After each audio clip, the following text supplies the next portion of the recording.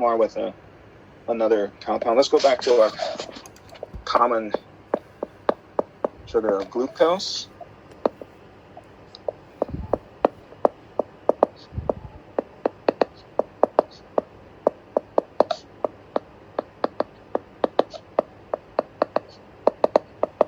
A random way of drawing it here.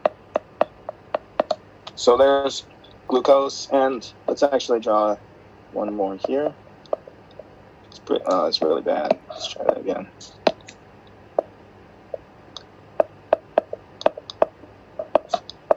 Why don't we draw how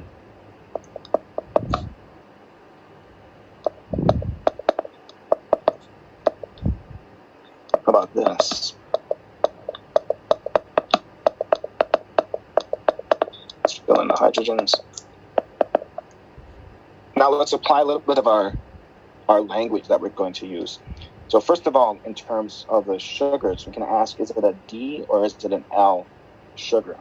What we're going to do is we have in both cases the carbonyl group, they're both aldoses, both have an aldehyde here, is on the top.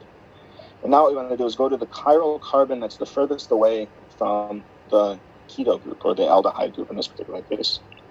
Carbonyl group, I should say.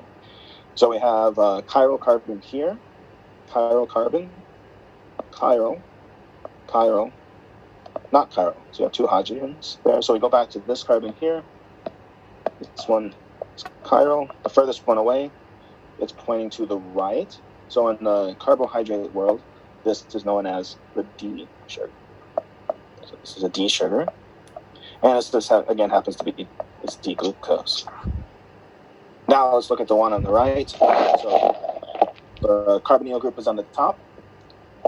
Chiral, chiral, chiral, chiral, not chiral. So we'll go back to this one. This is the one that's the furthest away.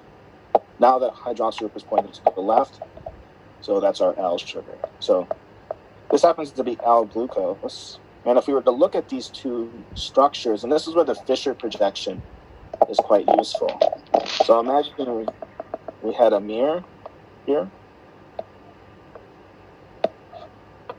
You can quickly see if the stereochemistry at a particular carbon has changed. And this is where the Fischer projection is a little easier to use than the bond line structure, because you don't have all those dashes and wedges. Notice this hydroxyl group is pointing to the right, to the left, or the opposite. Left, right, and then this is right, right, this is left, left. So these two sugars then, these are also enantiomers of each other. And how about one more thing with the sugars? Let's just use this L-glucose and have a semi-straight line here. I can't get my hand organized on the iPad to draw. There we go. How about, let's keep this here. Let's put CH2 down below. Let's keep it as the L sugar. And let's just flip this one around. Let's keep all of this group the same. And those two groups are the same. Now, if we wanted to compare these two sugars, and I admit I don't know what the common name is for this one that we just made up. However, if we were looking at asking the question, going back to the days of identifying diastereomers and enantiomers, these compounds here that we've seen are enantiomers, are mirror images of each other, so that all of the chiral centers will be the opposite. Or we have multiple chiral centers here, and we ask between this L-glucose and this sugar on the right, we ask, what's the stereochemical relationship? Are they, common thing to ask, are they diastereomers, enantiomers, constitutional isomers, different compounds, or the same compound? So we know they're not the same compound because this group is flipped around. We know they're not different compounds, they all have the same number of carbons, oxygens, and hydrogens, so we won't count them.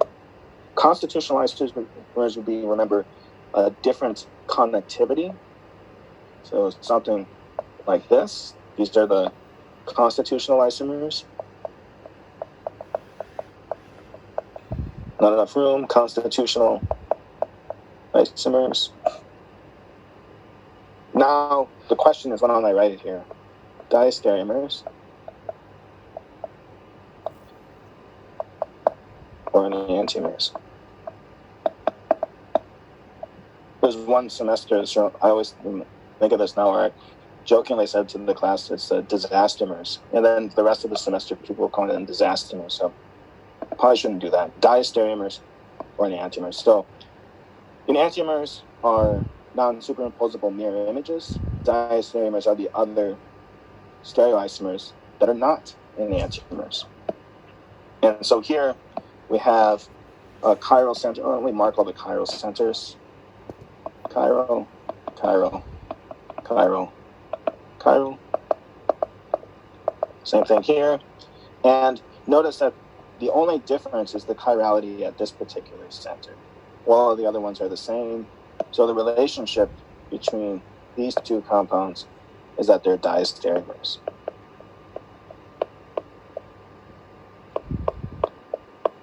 It's important to remember a compound can have multiple diastereomers, but it'll only have one enantiomer, one mirror image.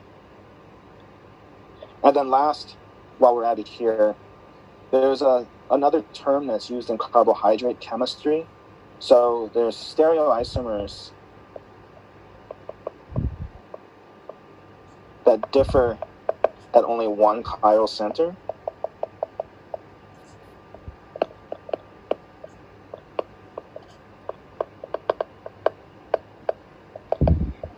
This equals what are known as epimers. So if you're talking to someone else and they're saying, oh, those two carbohydrates look like they only differ in one chiral center, the answer would be yes, they're epimers. And while we're at it, let's do one more thing. Let's take a look at the upper right here. Just ask the question for fun. Is this R or S? And so we could then take, I think we already know the answer, but this is going to be priority 1.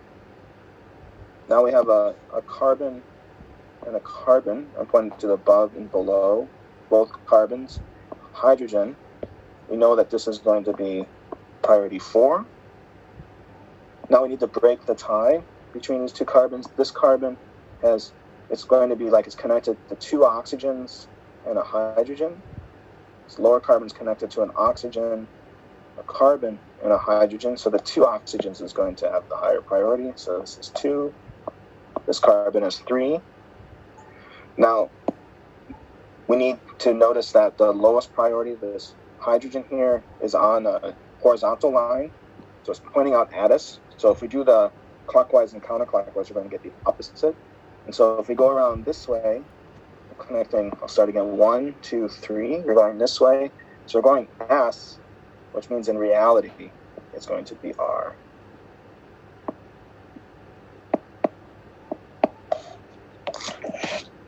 And if you really wanted to, you could use that same approach and go through and assign each of these chiral centers.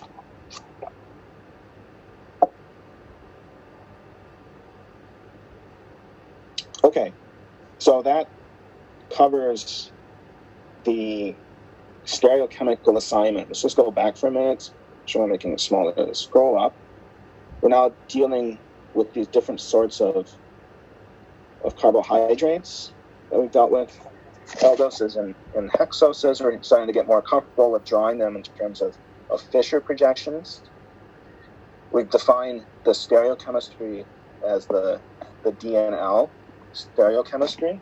We've defined what that means. We've related this now to R and S, and we've seen some of the tricks that we can use for designating these locations as R and S, and then how that defines with DNL. We got into some of the languages again of diastereomers and enantiomers and so on. So the next thing we're going to do is get actually into a little bit of the chemistry. This goes back to the acetal chemistry, as well as in relating that to going from an acyclic or non-cyclic sugar to a cyclic sugar. So this might be a good place. Why don't we pause? Can we go and wait until, how about 10:05? It's not quite 10 minutes, but it's pretty close to that. So we'll pause until 10:05, and then we'll get into the actual chemistry.